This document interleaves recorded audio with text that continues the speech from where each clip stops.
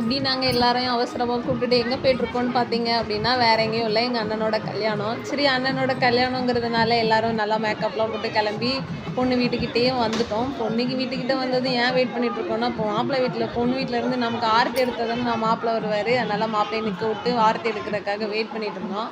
அப்புறம் மாப்பிள்ளையை உள்ளே கூப்பிட்டு போனோன்னா அந்த கேப்பில் சரி நம்ம சாப்பிட்றலாம் அப்படின்ட்டு சாப்பிட்ற இடத்துக்கு போனால் சாப்பிட்ற இடம் ஒரே கூட்டம்.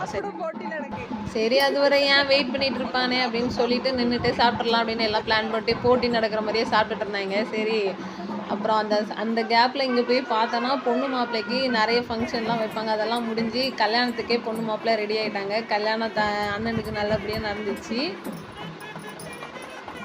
சரி அண்ணா அண்ணியை கண்கலங்கமாக பார்த்துக்கோ அப்படின்னு சொல்லி மனசுலேயே நினச்சிட்டு கல்யாணத்தெல்லாம் பார்த்து முடித்ததுக்கப்புறம் நமக்கு கல்யாணத்தை பார்த்தாலே நம்ம கல்யாணம்லாம் ஞாபகத்துக்கு வந்துடுது.